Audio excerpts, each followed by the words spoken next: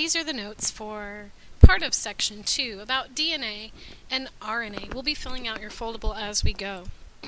The standards for today are to identify the structure and function of DNA. Well, this is a pretty broad topic. It covers all of Chapter 10.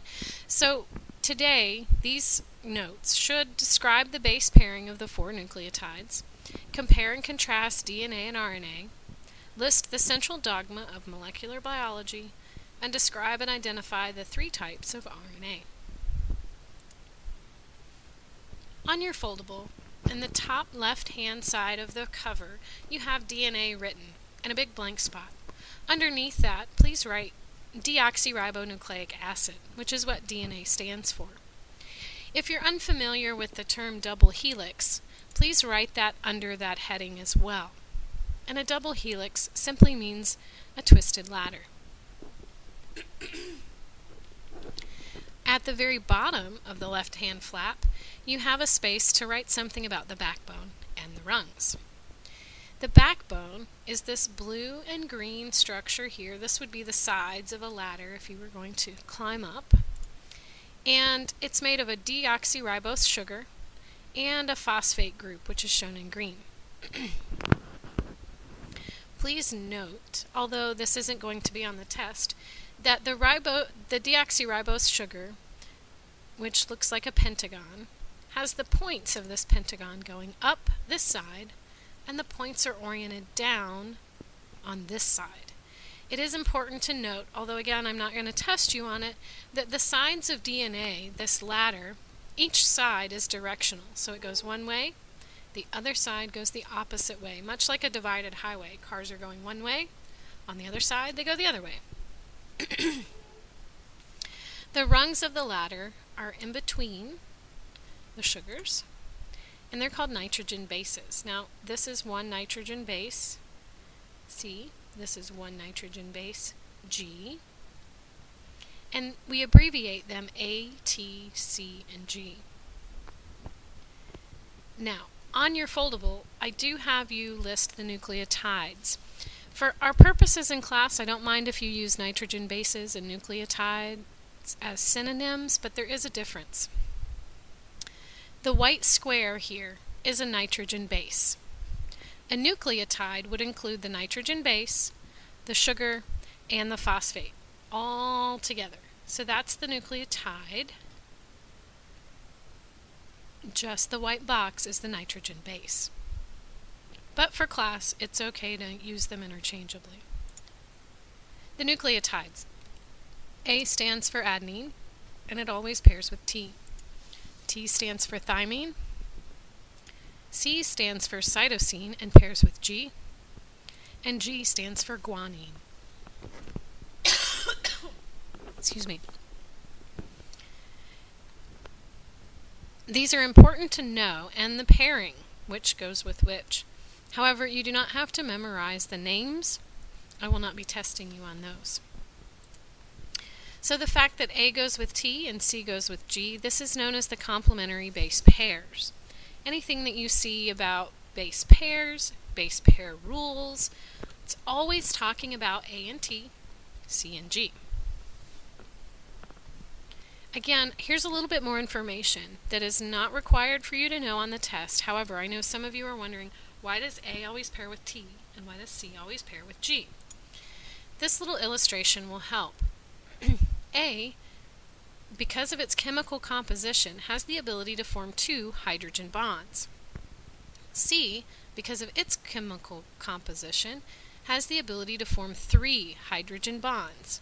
This dotted line represents a hydrogen bond. So you see that A and C don't really fit with these hydrogen bonds. However, when you put an A with a T, these hydrogen bonds become much clearer, and they fit together nicely.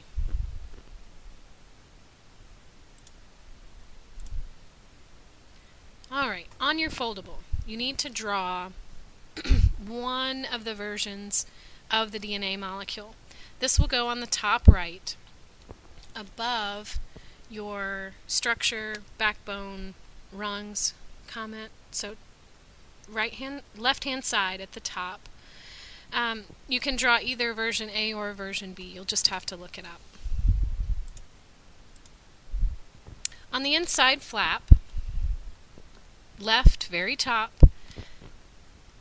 this is where you write the central dogma. Now, the central dogma is simply the basic idea of how DNA does its job.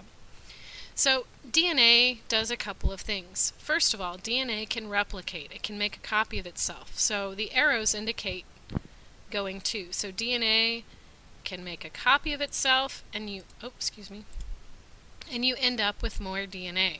So, replication. DNA also goes through transcription, and you end up with RNA. From there, RNA can go through translation, and you end up with a protein.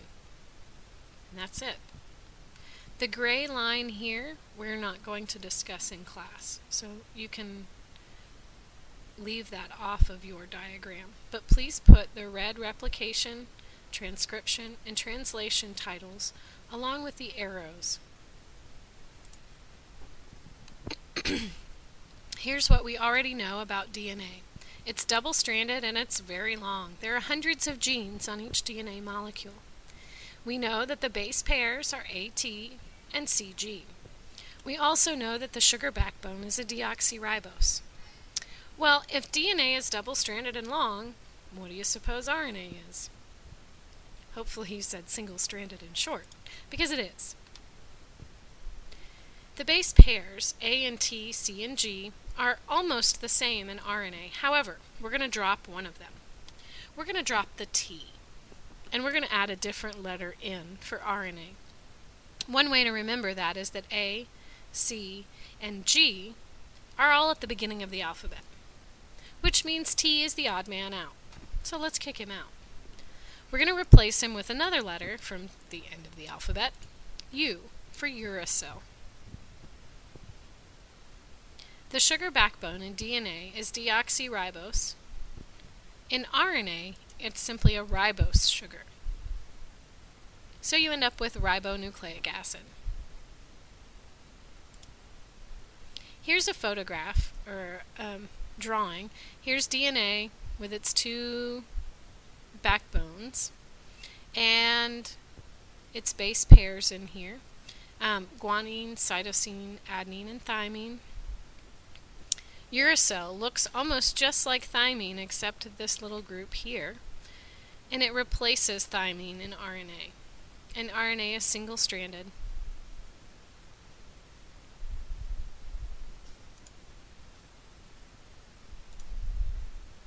Now let's talk about the types of RNA. It's important to note that having a lowercase first letter is important. So that should always be lowercase, while RNA is capital letters. mRNA stands for messenger. So we're sending something somewhere. We're actually taking a short single strand of RNA, and it will carry genetic information from the DNA in the nucleus to the ribosome in the cytoplasm or on the endoplasmic reticulum. Here's a picture of a simple mRNA molecule. You've got the backbone here. Okay, your ribose sugar and your phosphate.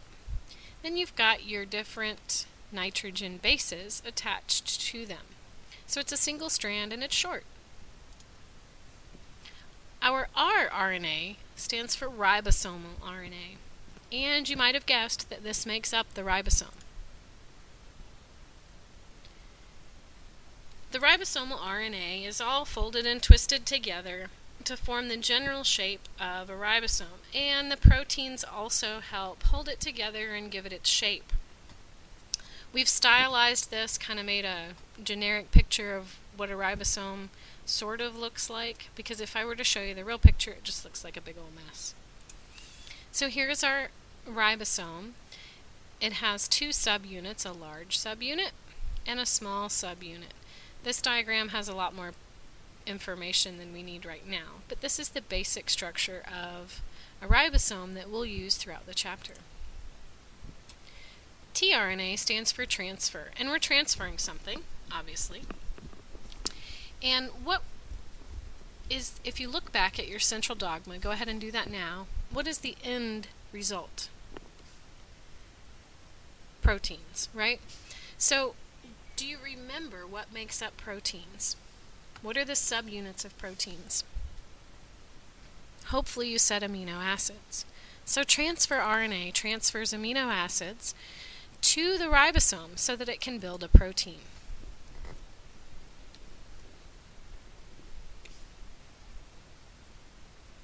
And now I'm going to show you a picture of transfer RNA. It's kind of cool. The T doesn't stand just for transfer, but it's also the general shape. Now don't let this scare you. It's just a bunch of bases, A, C, C, A. That's easy.